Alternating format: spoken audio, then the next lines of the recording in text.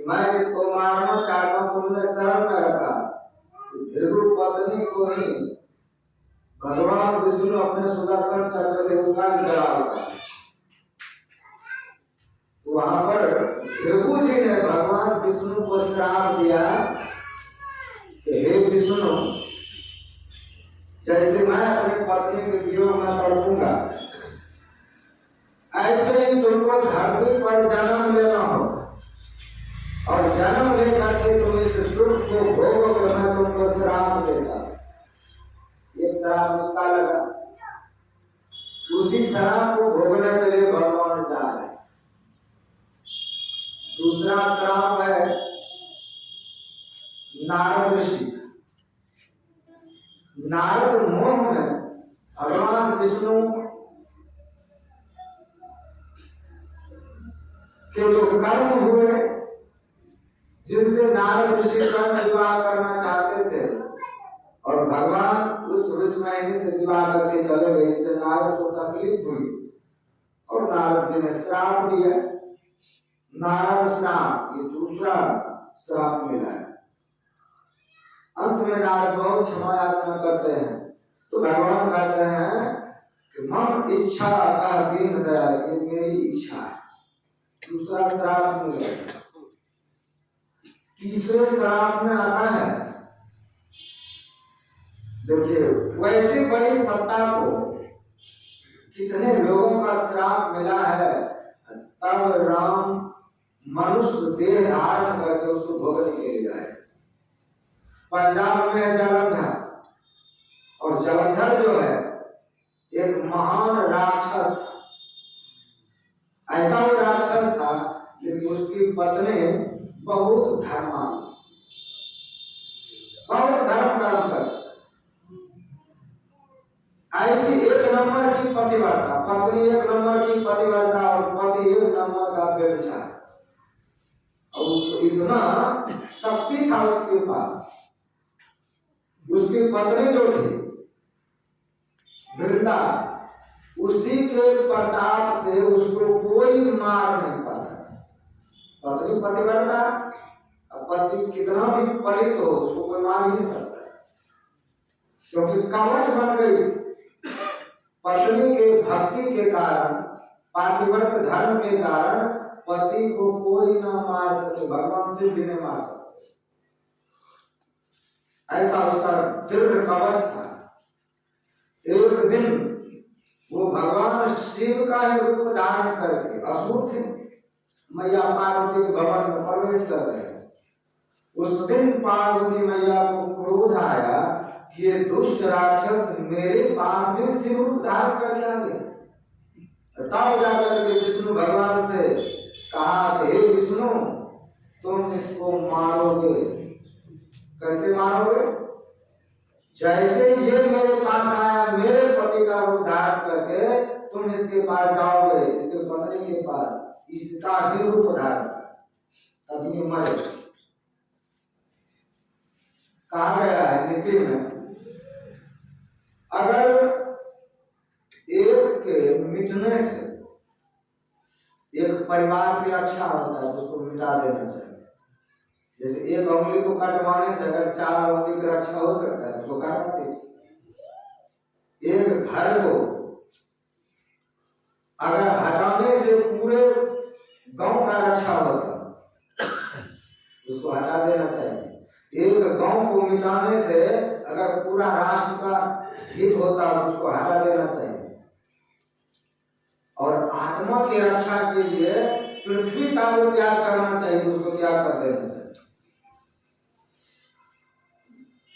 तो भगवान विचार करते हैं, ये वृंदा ऐसी दृढ़ पतिव्रता है, इसके पतिव्रता के कारण ही इसके पति हजारों पतिव्रता को नाश कर रहे हैं। हजारों सतियों के साथ ये धर्म का नाश कर रहा है। इसलिए एक धर्म, उसकी पत्नी का धर्म ही अगर नाश करना पड़े तब ये मरे। इसलिए भगवान विष्णु और शिव दोनों मिलकर के गए। भगवान शिव को कहा जाए आप युद्ध करने के, उधर भगवान विष्णु जलंधर का रूप धारण करके सती वृंदा के भवन में प्रवेश किया। और जैसे प्रवेश किया, देखिए पातिव्रत धर्म कितना जल्दी नाश हो जाए। भगवान है या दुखी, लेकिन पर पुरुष में आ गए। सीता मैया जब वनवास काल में रावण के यहाँ 10 महीने तक रहे, हनुमान जी जब गए हैं तो हनुमान जी कहते हैं मैया तुम मेरे पीठ पर बैठो, मैं तुमको राम जी के पास पहुंचाते हैं। तो सीता मैया क्या कहती है कि नहीं, मैं नहीं जाऊंगा, प्रभु श्री राम आएंगे वही लेकर के जाएंगे। कमा तुम डरती हो कि मैं तुमको नहीं लेके जा पाऊंगा वहां तक। नहीं बेटा, मुझको पूरा भरोसा है कि तुम मुझको वहां तक ले जाओगे, लेकिन तू मेरा बेटा है, पुरुष है, मैं अपनी इच्छा से तुम्हारे पीठ पर कैसे बैठ सकता? वह व्यवस्था थी, मैं विवश होकर के रावण के चंगुल में यहाँ पर आया हूँ, लेकिन मैं अपनी इच्छा से पर पुरुष का स्पर्श कैसे कर सकता? तुम्हारे पीठ पर नहीं जा सकता, लेकिन तू मेरा बेटा है। तो वहां पर जलंधर का रूप धारण करके यद्यपि विष्णु भगवान ही गए, तो सती वृंदा देखती है कि मेरे पतिदेव भी तो न जल्दी आ गए, युद्ध से आजाद करके सिर्फ गले मिले कि पतिदेव आज युद्ध से बहुत जल्दी लौट आए। तो गला मिलना था कि पातिव्रत जो इतना दिन से निभा रहे थे धर्म को, वह धर्म तुरंत खंडित हो। जैसे धर्म खंडित हुआ, पति का कवच टूट गया और भगवान श्री उसको मार डाले। आकाशवाणी हुई कि देवी तुम्हारे साथ छल हुआ है। तो वृंदा सकपका गई, क्या छल हुआ? ये तुम्हारे पति नहीं। तुरंत सती वृंदा क्रोध में आ गई, तो बताओ तुम कौन हो, मेरे पति का रूप धारण करने वाले, जल्दी से अपने रूप में आओ, नहीं तो श्राप दे दूंगा। विष्णु भगवान के रूप में जैसे आए, सती वृंदा क्रोधित हो गई और कहते हैं कि हे देव, आपका स्मरण करके कोई पतिव्रता बनती है, और आपका हृदय कितना कठोर है, कितना पत्थर जैसा है कि मेरे ऊपर कभी दया नहीं की और आकर के मेरा व्रत खंडित कर दिए। जाइए, मैं आपको श्राप देता हूं, आप पत्थर का हो जाए। तो विष्णु भगवान पत्थर का रूप, जो शालिग्राम रूप है, वो पत्थर, इस इतने से भी उसका क्रोध शांत है। आपको मनुष्य शरीर धारण करना पड़ेगा। जैसे आप मेरे पास आए, ऐसे मेरे पतिदेव आपकी पत्नी का हरण करेगा, तब मैं संतुष्ट होंगे। जब आप गिड़गिड़ाएंगे, रोएंगे, तब मैं संतुष्ट हो पाऊंगा।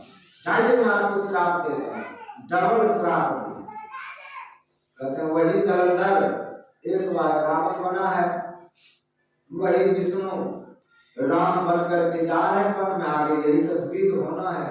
ये तमाम तरह के श्राप, तमाम तरह के दोष आज दुखी करने के लिए तैयार है। ये बात लक्ष्मण जी जानते हैं, इसलिए कहते हैं निष्कृत कर्म, ये नहीं करता, दोष मत दो दूसरे। और ये भाव कि भगवान श्री राम जब से जन्म लिए, तो माता कैकेयी के जैसा कोई उसको प्रेम नहीं, उसी के गोद में रहती थी, उसी को गोद में खाते थे। तो भगवान राम सर्वदा माता कैकेयी के भवन, तो भवन उसका ऐसे नहीं था ये करूं ये करूं वो, सबका अलग अलग भवन था। एक दूसरे से मिलने के लिए रात पर चल करके जाते थे, इतना दूर दूर था भवन। मगर नहीं कैकेयी से मिलना, हम रात में चल के जाते, और भगवान राम सदैव वही रहते। कैकेयी माँ के भवन, तो जहाँ कैकेयी माता, वहीं पर सुमित्रा माता भी पहुंच जाती। हम जहाँ भगवान वहीं रहते, वहीं पर दशरथ, वहीं पर साहब। तो कैकेयी माँ के भवन में ही जा करके सब गाने लगे, वहीं पर रहते। फिर शिवरात्रि में अलग अलग होते हैं सब। तो भगवान को सबसे ज्यादा प्रेम करने वाले माँ कैंकरी, जब भगवान पढ़ करके आए, पढ़ करके जब आए स्कूल से, तो माता कैंकरी गोद में लेकर के भगवान राम को दूध भात खिला रहे थे। फुलवारी कोई नहीं था, दोनों अकेले बस। तो खाते खाते भगवान राम माता कैंकरी का हाथ पकड़ लेते, माँ मैं किस लिए आया हूं संसार में तुम जानते हो? बेटा किस लिए आए बताओगे तुम ना? मैं जिस कारण से आया हूं वो कारण घर में रह करके नहीं हो सकता पूरा। भाइयों में मैं बड़ा हूं, इसलिए आगे चल करके रघुकुल का जो रीत है, बड़े भाइयों को राजगद्दी मिलेगा। अब मैं जब राजा बन जाऊंगा तो मैं फिर कोई काम नहीं कर पाऊंगा। मेरे लिए जो हजारों तपस्वी साधनरत हैं, सबरी जैसे भक्तिन इंतजार कर रही है, उसका फिर क्या हो? हे राम तुम चाहते क्या हो? सीधा सीधा बताओ। पिताजी हमको राजगद्दी देंगे, लेकिन मैं राजगद्दी पर बैठना नहीं चाहता। मैं चाहता हूं मेरा भरत भाई बैठे, और मैं मेरे लिए तुम पिता से 14 वर्ष के लिए वनवास मांग ले। ये वनवास भगवान क्यों कहते हैं? क्योंकि जब भगवान राम को ले जा रहे थे विश्वामित्र, तो रास्ते में ताड़का मिली, और ताड़का जब मिली तो ताड़का को भगवान राम ने मारा, और मरते वक्त जो वरदान मांग, जैसे किसी को फांसी है और वो अंतिम इच्छा बता दे कि मेरी ये इच्छा है, सरकार उसकी पूरा कर दे। अब वो तो अखिल ब्रह्मांड के सरकार है, ये कहीं प्राण हर लेना, एक बाण से उसको गिरा नहीं दिया ताड़का को, लेकिन गिरती हुई ताड़का कहते हे राम मुझे अयोध्या का गद्दी चाहिए 14 वर्ष। भगवान राम क्या किए? एक ही बाण प्राण हर लेना, 3 जन्म ते निज पद देना। निज पद का मतलब मोक्ष थोड़े दे देगा। अयोध्या की गद्दी 14 वर्ष के लिए उसने मांग लिया, हम उस पर बैठना चाहते हैं। प्रसंग आता है उसी ताड़का की खोपड़ी से खड़ाऊ बनाया गया, और वही खड़ाऊ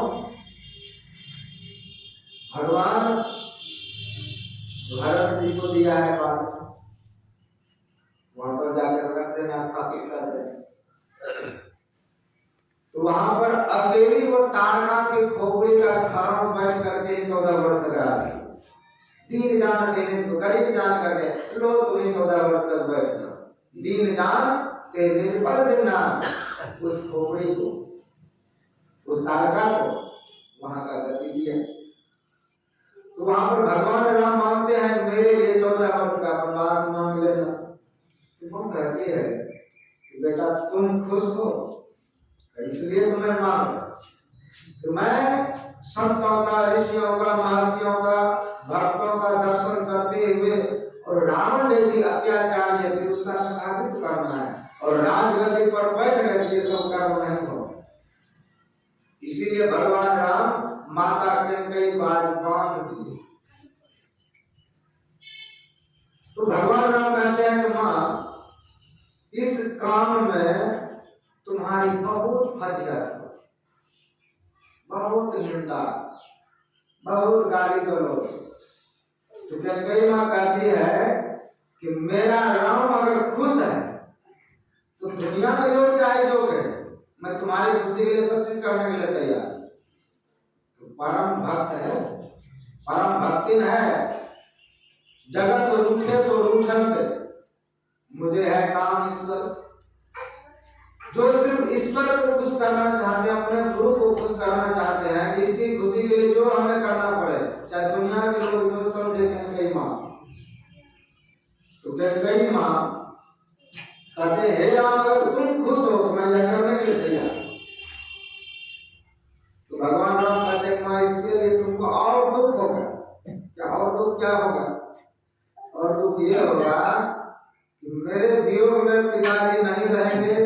उनको विधवापन का भी भोगना पड़े। अगर राम खुश है तो मैं मुझको सब दुख सब स्वीकार है। कहा भारत जैसे पुत्र भी तुमसे विमुख हो जाए, कहा सिर्फ राम मेरे सम्मुख हो, बाकी दुनिया विमुख हो जाए इससे हमको कोई मतलब नहीं, मैं सिर्फ राम की खुशी के लिए जीता। तो कई ऐसी माँ जो बिल्कुल निष्कलंक है और आज उसको ये निषाद राज जब कह रहे उसी की गलती है, तो लक्ष्मण इस बात को जानते हैं, इसलिए कहते हैं कि निजकृत कर्म भोग सुन पड़ाता, ये किसी और का नहीं है, इसका है, इसलिए ये सब कर्म किया है। इसलिए दूसरे को गलती मत दो, अपना देखो, अपना काम फल मत बढ़ाओ। तो ऐसे जो सर्वोच्च सत्ता है उनको एक एक कर्मों का फल मिला है। भगवान के बाप को एक एक कर्मों का फल मिला है। राजा दशरथ जैसे महान तपस्वी पूर्व जन्म में कितना उसने भजन किया,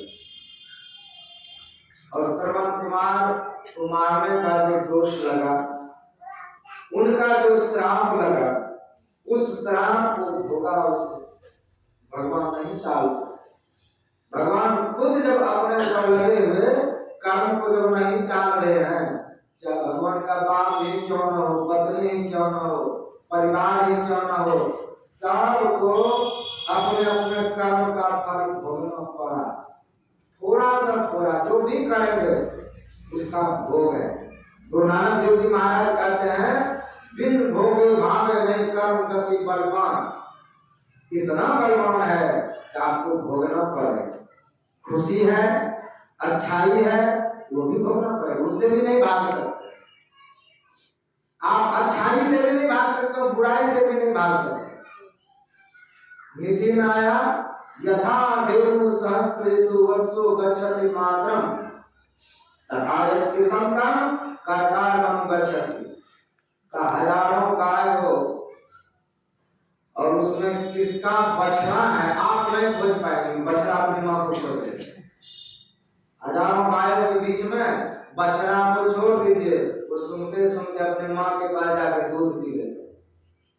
और उसी तरह इस ब्रह्मांड में, इस लोक में कितने मनुष्य हैं, अब किसका कौन सा कर्म है, कर्म आपको ढूंढ लेगा कि यही है और जाकर के आपको फल दे देगा। इतने मनुष्यों में कर्म आपको ढूंढ लेता है और जाकर के उचित फल दे देता है। तो मनुष्य क्या, देवता, इंद्र, जब सर्वोच्च सत्ता विष्णु भगवान के साथ ऐसी लगी हुई है कर्म की गति, तो दूसरे का किसका बिना। एक भक्त था सूर्य देव,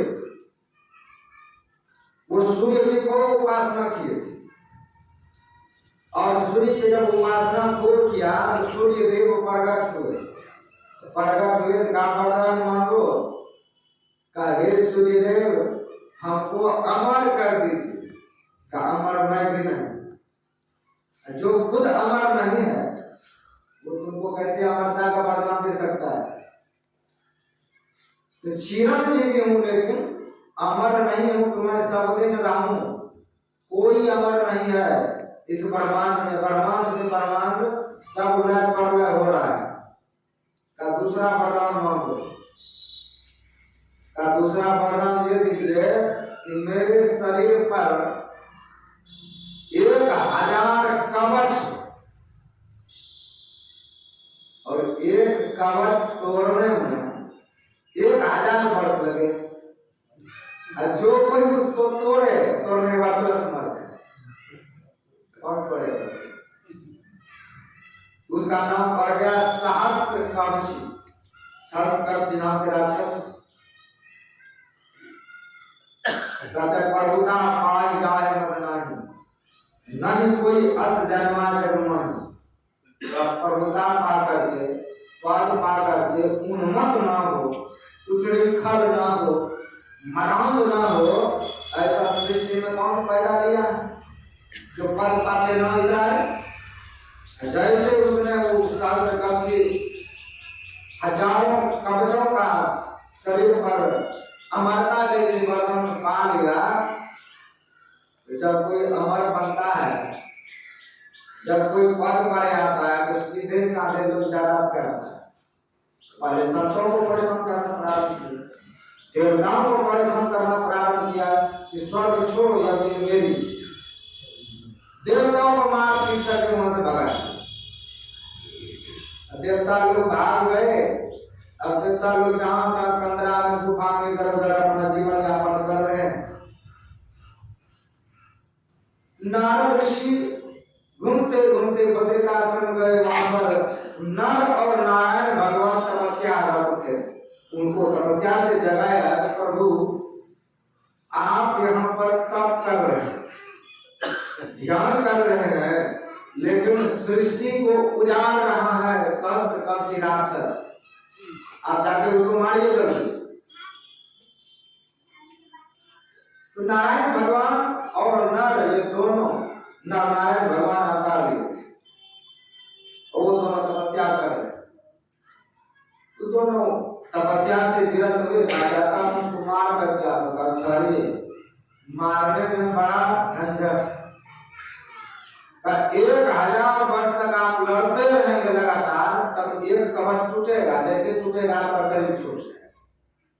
आप दो हैं लड़ने वाले, तो कैसे जाके लड़ना है, दोनों विचार कर लीजिए। तो तोड़ते ही आपका प्राण शरीर से छूट जाएगा। तो दोनों विचार करते हुए गए, का पहले एक तपस्या ध्यान करो। ध्यान करने से क्या होगा? शक्ति। ध्यान करने से शक्ति आती। हम लोग दिन भर खेत में काम करें तो शाम तक टालने लगता है, हमसे काम नहीं होगा। अब फिर जब रात्रि में सो जाते हैं, फिर दूसरे सुबह में उतनी शक्ति आ जाती है, दिन भर खेत में काम करते। ये कहाँ से शक्ति आई? जब आत्मा की अवस्था हो, जागरण से स्वप्न स्वप्न से सुसुप्ति हृदय में गया, इंद्रियों के घाटों से छूटे, फुल बैटरी हो गया, दिन भर खेत में काम कर सकता, दिन भर फैक्ट्री में काम कर सकता। ये तो रोज की है कि रोज की रोज शक्ति, आत्म शक्ति शरीर में आता, दिन भर में हम उसको डिस्चार्ज कर देते हैं, फिर रात में सोते हैं, फिर शक्ति शरीर में आ जाती है। ये तपस्या, ये ध्यान भीतर की ओर और ऊपर की ओर चढ़ने से और कितना प्रबल शक्ति आई। ये तो हम नीचे की ओर जा रहे हैं, तो रोज आत्म शक्ति का साक्षात्कार होता है, रोज शरीर में, रोज इंद्रियों में वो शक्ति आ जाती है और रोज खपत हो जाता है। तो ध्यान करने से शक्ति आती है। एक ध्यान करेंगे, दूसरा लड़ेंगे, और लड़ते लड़ते जब मर जाएंगे तो दूसरे ने जो ध्यान करके इतना शक्ति पैदा किया, वो उनको जिंदा करेंगे, फिर वो लड़ना प्रारंभ करेंगे। ऐसे एक गिरे, दूसरा युद्ध करे, फिर अपनी शक्ति से उसको जीवित कर दे, फिर वो ध्यान करते 1000 से ध्यान कर रहे हैं, 1000 उधर लड़। ऐसे करते करते 999 कवच तोड़ दिए। एक कवच बचा शरीर। अब तो वो भयभीत हो गया कि जब से मैं कवच पाया तब से युद्ध ही तो कर रहा हूं, और एक कवच बचा है, अब मरना मेरा निश्चिंत है। तो वहां से वो भाग